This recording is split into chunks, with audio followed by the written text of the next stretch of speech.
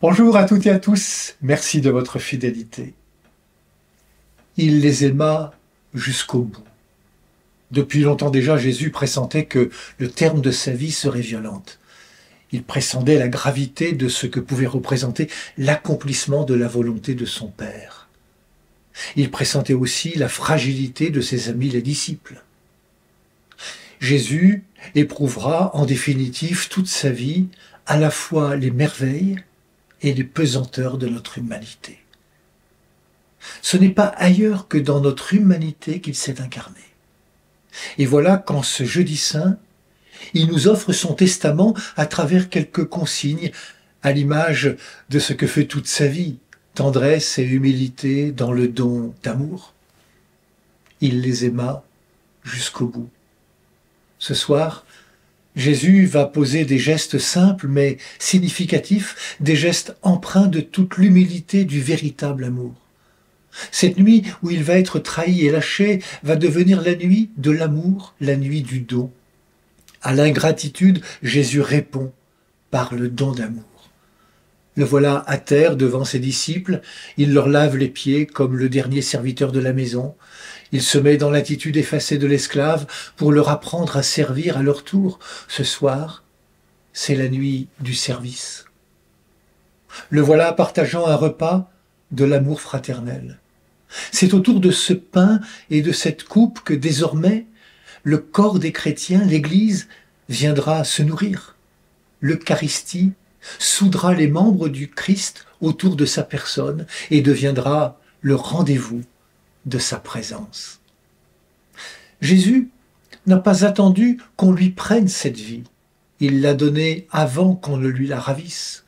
Ma vie, nul ne la prend, mais c'est moi qui la donne. Tous ces gestes et ces paroles sont exemples. Que notre vie soit service.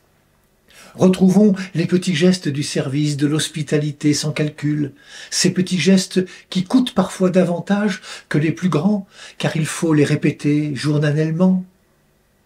Retrouvons ces petites attentions, ces regards attentifs et humbles, ces écoutes désintéressées qui font exister l'autre. Que notre vie soit sacrement. Si nous sommes un jour bouleversés par l'amour du Christ, à nous de devenir bouleversants. Si nous sommes tout à coup illuminés par la découverte du Dieu livré, à nous de devenir lumière. Si nous sommes apaisés, à nous de devenir apaisants. Si nous nourrissons du pain eucharistique, devenons nourrissants. Que notre vie soit donnée.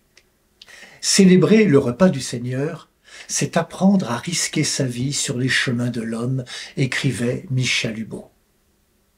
Monseigneur Claverie, ancien évêque d'Oran, avait d'avance offert sa vie.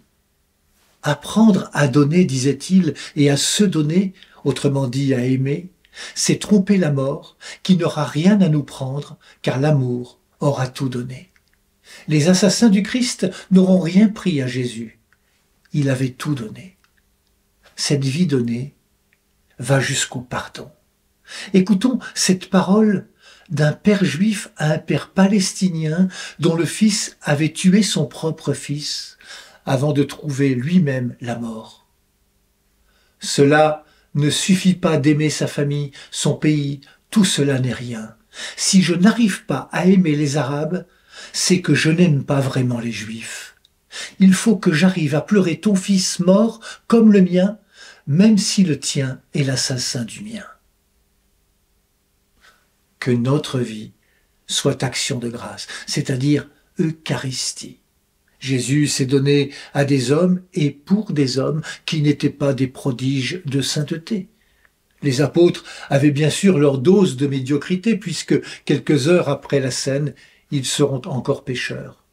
Alors, en ce jeudi saint, devant la gratuité infinie des dons de Dieu, crions-lui notre reconnaissance. Bonne semaine sainte à toutes et tous, prenez bien soin de vous et des autres.